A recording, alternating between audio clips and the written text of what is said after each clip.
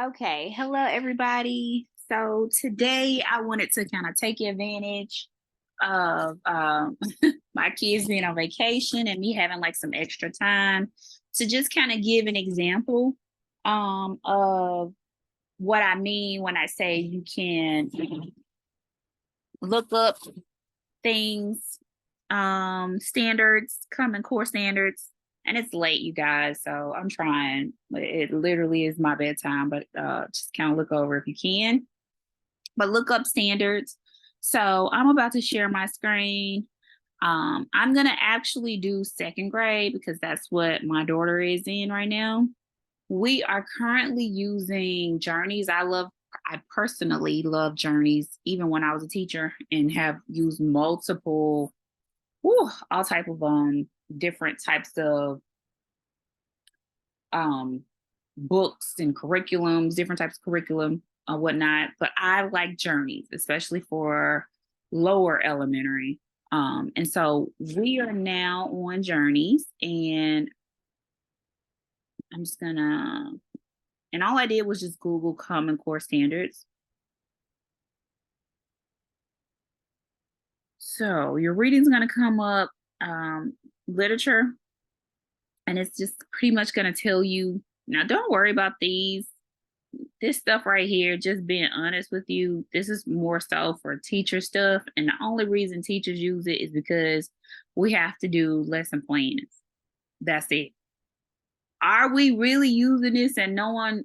No, right? That's the only reason we know what this is because of lesson plans.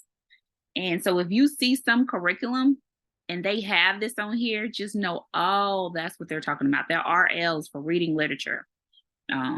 Yeah. So ask and answer such questions as who, what, where, when, why, and how to demonstrate understanding of key details in text.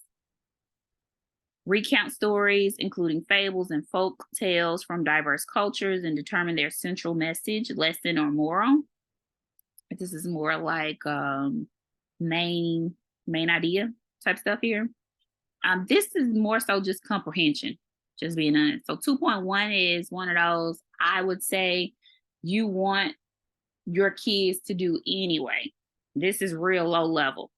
So, I mean, a kid should, if they're working on comprehension the way that I'm telling you to start working on comprehension, even from like pre-K level, they should easily be able to tell you who's the main characters, what's the problem in the story, what are they doing, where are they, these are easy, just being honest, no judgment. But if you are starting at the base foundation wise and you have followed me or followed my videos, my program up until second grade or this point, then these should not be an issue. However, if you have not, I would definitely go back and purchase kindergarten, you know, and then kind of just work your way up. And it's perfectly fine, right? But yes, every time a kid reads any type of literature, any type of anything, they should be able to answer these questions, no problem. And it should just make it as much of a, just routine of doing it. Describe how characters in a story respond to major events. So here recently, we started out with, what's the name of the story? The first story was I can't remember the first story because I think we went out of whack. But this past week we did the story with the little girl about her family, and just so happened to be it's informational text. Notice you'll see that again. That's what I mean when I say it's basic. It's depth of knowledge one, right? This is just, it's supposed to be basic, like average, automatic. Um, and and so we did this, and I introduced her to the difference between informational text versus the last thing we read was more, it was fiction. It was just fiction. It was more story. It was story. It was like realistic fiction is what it was. I can't think of the name of the story. But we are moving into, starting next week, more so,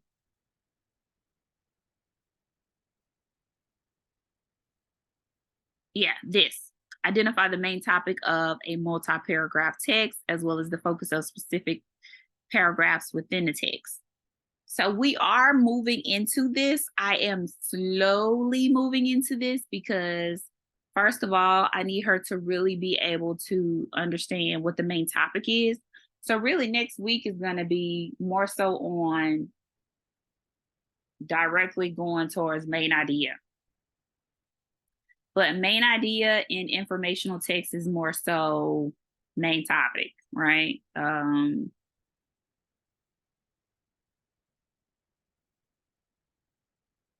we go.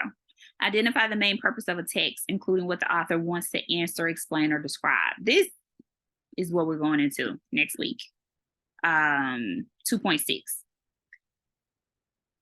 And the reason for this, the main purpose, main idea, why do you think the author wanted to write this? This is strongly connected to informational text because most people who write informational text are doing what? They're wanting to inform you of something. And so the point of it is to inform you. So if you don't understand the author's intentions, then you're kind of missing it in an informational text. Okay. So just, being real kind of basic with this one in explaining it. I hope I am being as basic as I can. Now, do I expect you all, just first off, because I look at these and have been a teacher and teaching for so many years is not overwhelming for me. But it definitely can be the getting off because I remember being overwhelmed when I first started teaching. So I would say if I were you and I were new, I would just do one at a time. I would just start with this basic, right? Which we all do anyway. We all start with the basic anyway on any story we're on, regardless. We're going to go ahead and get that out the way. Who, what, when, what we talking about, how, what happened, what's the problem in the story, how was the problem solved in the story. This is little stuff you could ask them. Da, da, da, da, da, and they should be able to just, tell you, oh yeah, she gave her a piece of ham or something like that, whatever. And then I would say maybe like second, third day, they should be able to tell you what happened in the story. So a lot of times what I'll do is I'll have my daughter, she read the story, right? And then next day, because she's doing different activities, I use a lot of teacher pay teachers because I always want to support teachers because I know they don't make enough. And then on top of it, people who are actually in the field know what you actually need, if that makes sense, right? So they have great resources. A lot of them are even free too. You can look up free resources. But I had paid for a lot of this stuff already, you guys. Teachers spend a lot of money. So we definitely try to reuse whatever we have. So I had already purchased a great chunk of the journeys stuff that goes along with that second grade book. So the package that I have, it had a lot of activities go with it. So as she's answering these questions, these comprehension questions, or doing little fun little activities, and it's going to always be like a little question with it. It usually comes with like a little art or something like that. But if she does not want to reread it, what I'll do is I'll find the YouTube, right? And I'll play it on the television for her, or I'll play it on the MacBook for her to listen to. That way she's getting to hear it again if she doesn't want to read it again, right? Third day. So at the end of the lesson, or say fourth day, fifth day, Friday, you should definitely be able to recount this story. You should be able to tell me what happened in the story, breaking down within like at least 5 sentences, right? And then you should at least be able to tell me, well, what was the whole point of it? What was the lesson? Was there a lesson, right? What was the whole message of the story? And they should be able to tell you. And then describe how characters in a story respond to major events and challenges. So this is the problem.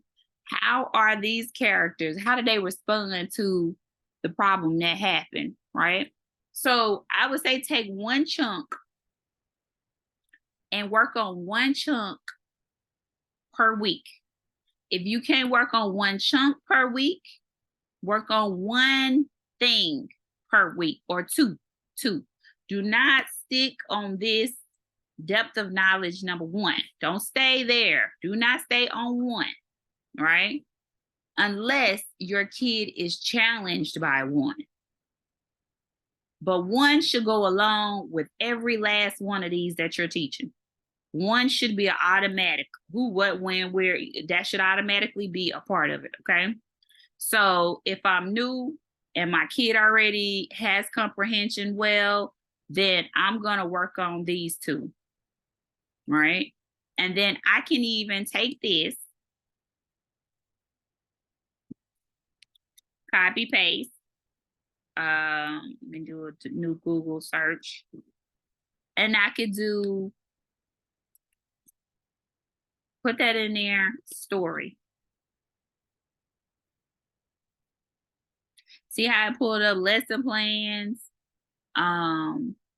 So say a lesson plan might be good. Maybe I should have done lesson plan. Okay. Let's say lesson plan.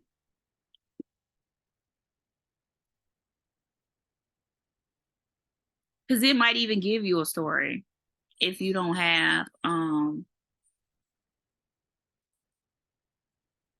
apologize for that. If it doesn't have it definitely, so look at here. Retell a classic story. And this is education.com. Yeah, I love that too. I always bought that every year. So let's look at this one. It's probably not gonna give me much, but look at here. Education.com is affordable too, by the way. They're not they're not sponsoring this video yet, but they are definitely good. I like them. So look at here. Here's a story.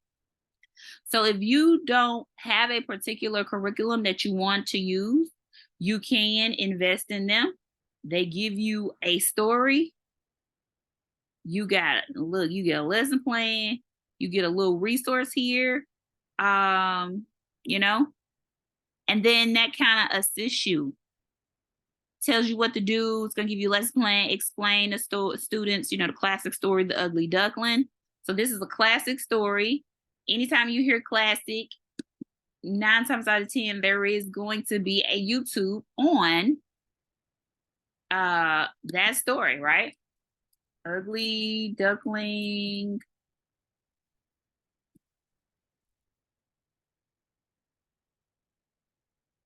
video.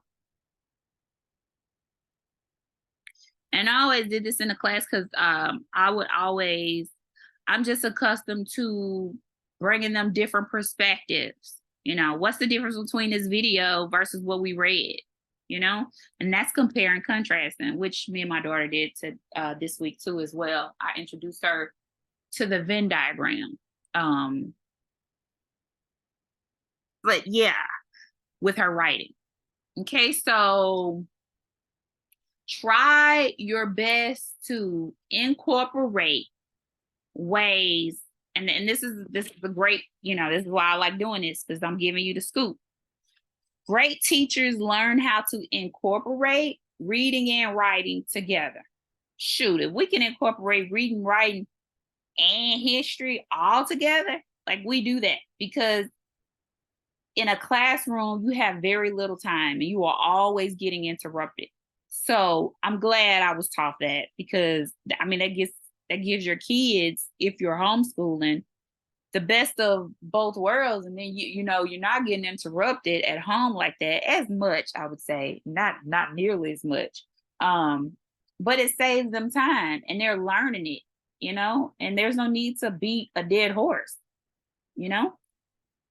So unlike school, because they're constantly getting interrupted in the classroom, you don't really have to reiterate and go over and review and all that so much, because you're at home, right? And so they're absorbing it easily. Um, so anytime you have a story, try your best to bring in different perspectives, like a video, and see how, and start introducing the kids to comparing and contrasting. Again, they are never too little to start this. Never, never too little. It just is the way you explain it to them. So the way I would explain that to a little kid, um, a preschooler, I would say, "Oh my God, I love that story. Now let's look at the video." If it's a preschool, the videos are going to be smaller too, shorter. And then you get to say, "Were they the same? Yes or no?" Like that. Versus if they're second grade with my daughter, I'm gonna say, "Hey, London, how is that story? Is that story the same as that video?" And she's gonna be like, "Yes or no," and I'm like, "Why? Like, what's different? Can you tell me some of the things that are different?" And she tells me, and then I might say, "Oh, okay, well, since you know it, and we might write them down. I'll probably write them down on our whiteboard, and I'll say, so since you know the differences, let's do a Venn diagram to show the differences between the story and the video."